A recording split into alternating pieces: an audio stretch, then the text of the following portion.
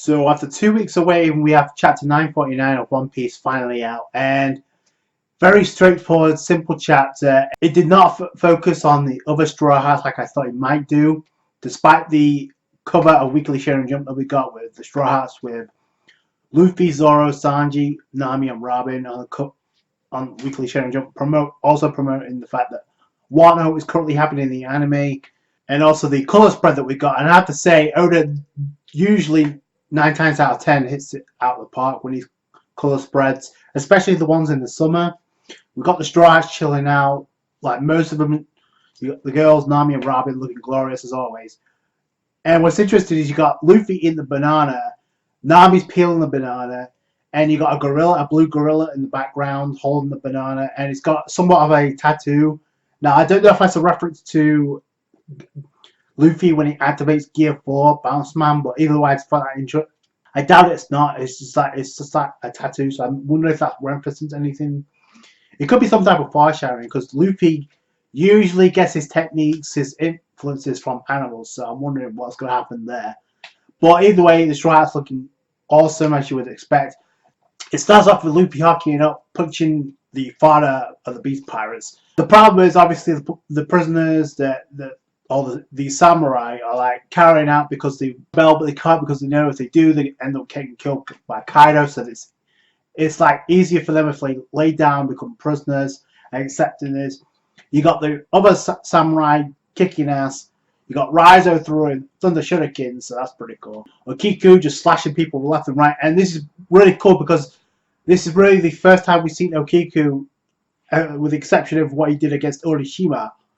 The first time what Okiku could do when he gets serious. I'm referring to Okiku to a she, but we all know he's a he.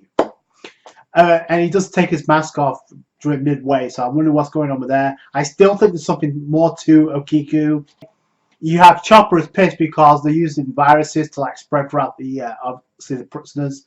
So I love how Luffy and Chopper combine their attacks, and if you look at the panel of where Luffy and Chopper are about to attack, Luffy usually says "Goma Goma no," but if you look at the speech bubble, it's like I don't know, it's like joined together with Chopper, so it's like a combination of attacks. So Jet Stamp, it's heavy stamp, so that's pretty cool.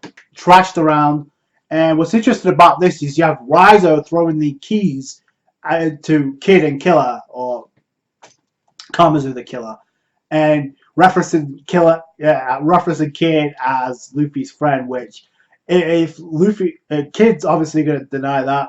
Much like Law did it at the beginning, but I definitely see this is the beginning of the alliance because obviously when Kid gets those handcuffs, body parts are going to be flying. I don't think I need to tell you that. The end of this chapter is a way to nerf Luffy, and I think it's a way to bring in Kid into the spotlight because there's no reason to have Luffy in the state where he was in due to the poison, but obviously it's for a character moment for Luffy. It's also a way of getting Luffy out of the picture so someone else can step up. So it's either going to be one of the samurai.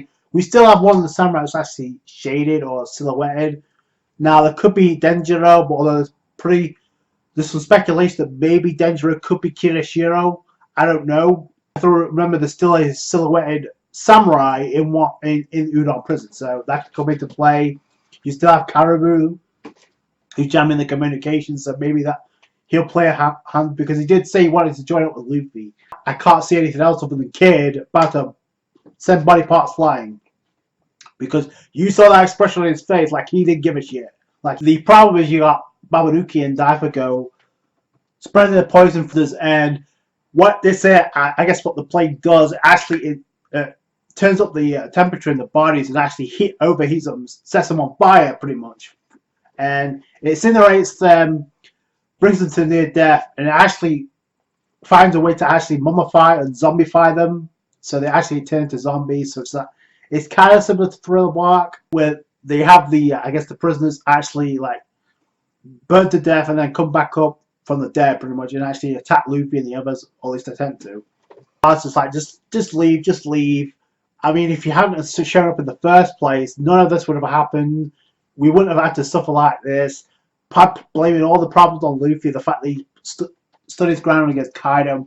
And now this is one or two things that happens. because obviously the samurai gets serious. Okiku lifts his mask up, which I don't know why, unless they're losing faith, because obviously the Nanrai Sheaths, there's not even enough to like convince them to join the fight, which I thought Hyogoro, given his reputation, would have, but I guess that role went to Luffy, and we should have figured. I love the way Luffy, he doesn't give a damn. He grabbed a hold of all of the prisoners and he's like, shut the hell up. Guys, just like, we got Okiku's like, what the hell are you doing? Just stop, don't touch them, Luffy, because you will get poisoned. And we know from what happened in Impel Down, he can withstand high levels of toxic.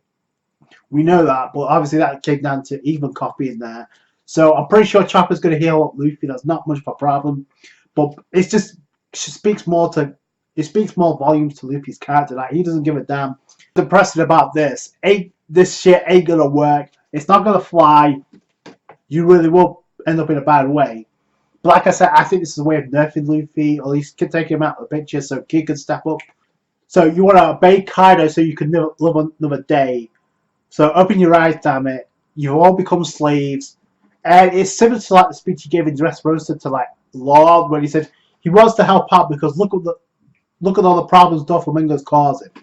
It's similar to that, but on a much higher scale. Like about this, you got Otama look in the background, Otama and Momonosuke, but Otama specifically because he made the promise, and we do get the flashback to when he's like, I'm going to make this the norm where every day she has food to eat, like, she doesn't have to suffer anymore. That's the promise he made when he first arrived on Kuri. This one outburst actually moved all the samurai, all the prisoners that were actually backing down.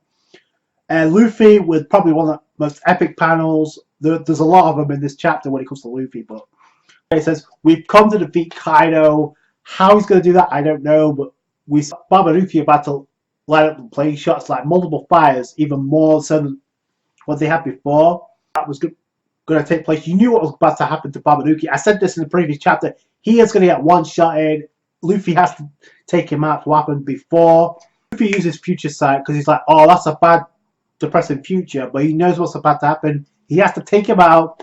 That's him, and my God, the shading on Luffy when he could, I don't know what he did. I think he just used. Now, it could have used Gear Second because there was steam coming from his body, or it could have been the, I guess, the plague or the poisons spread throughout his body. But either way, it was badass.